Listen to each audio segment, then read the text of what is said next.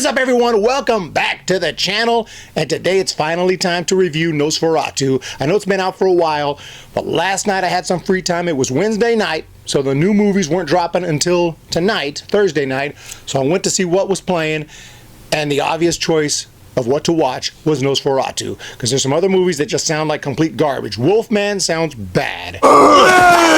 Flight Risk, pass. I'm not saying I would never watch those movies, but I really don't want to waste my time on bad movies. Nosferatu was one that sounded amazing, and I just hadn't had a chance to check it out, so I went to check it out, and all I can say is, holy crap. Now, this is a remake of the old 1922 Nosferatu movie, which was an adaptation of Bram Stoker's Dracula. We've seen this movie or versions of this movie many times. I have some that I like, some that I don't like as much, but this one right here, hands down, has to be the most well done across the board.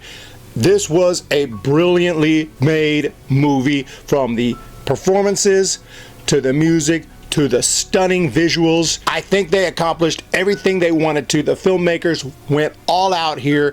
The skill is on the screen. The script is solid.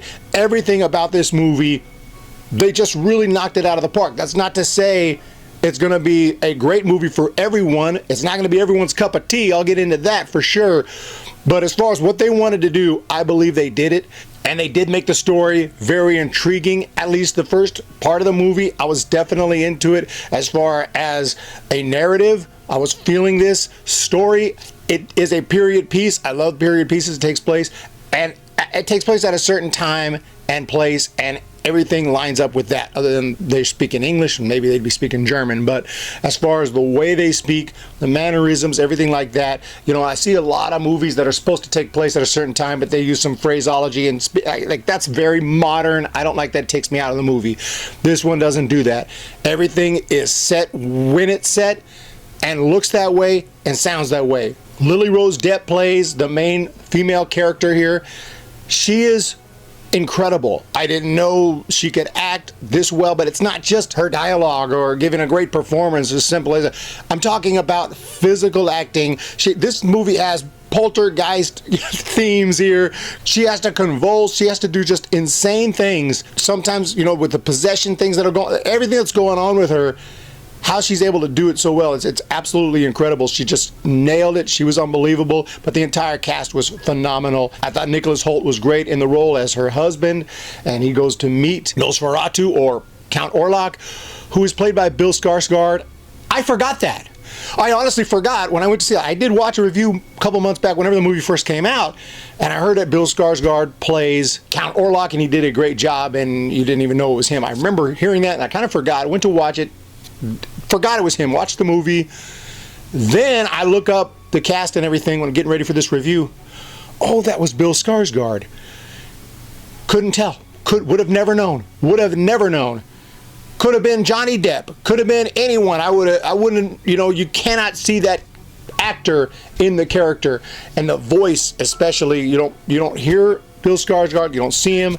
It's just amazing how he vanished into that character. I will say, when I first heard the character talk, I thought it was a little over the top, and maybe it was. I don't know if that's a criticism, but I felt maybe it was a little over the top with the "welcome to my home."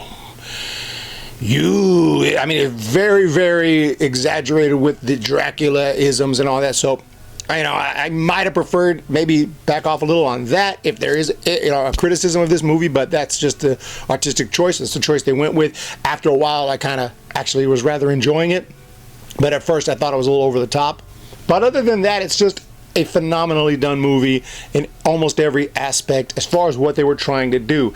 But I also said it's not for everyone, and even I was feeling a little bit like, man, this is getting a little much here. There is some horror themes here. There is some, I guess you'd say, carnage candy. I wouldn't call it candy. The way this film does it, it's so realistic. It hits harder. It ain't like no Nightmare on Elm Street blood. This is some serious stuff right here. Like, you actually feel it, and there are some deaths in here that are not pleasing, that are not, it kind of tough to watch.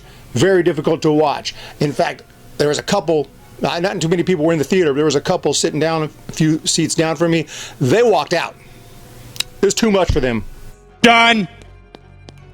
There's some seriously graphic stuff in this movie, blood-wise, some little bit of nudity-wise, sex-wise, everything here, violence. It really does go all out. It's not constant, but when it does show it, woo! But very convincing. I don't know, the special effects in this movie, unbelievable. And some of the visuals, again, especially the way this movie ended on a particular shot, zooming out, I won't tell you, but it was very, very amazing. Just immaculate imagery, unbelievable directing, unbelievable photography from the cinematographer. But overall, movie was immaculately done, a work of art, probably going to win some awards.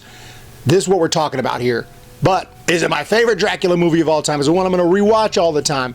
Probably not. It was kind of easy to follow, but at the same time hard to follow because the way they talk sometimes was a little difficult, even though I appreciate, like I said earlier, that they were talking the way that people would talk back then. I do appreciate that, although sometimes it does get harder to follow what's being said. So after one watch, I kind of feel like I want to watch it again, but after that I probably won't. It's not something I'm going to rewatch and rewatch and rewatch all the time. But I'm just saying it's an extremely well done movie, and as far as Dracula movie goes, I don't rewatch a lot of Dracula movies anyway. This would be one to watch more often. And I don't know if this is my favorite Dracula movie. You know, it's Bram Stoker's Dracula. There's so many Dracula movies. Long way past, some that are lost completely, we can't even watch.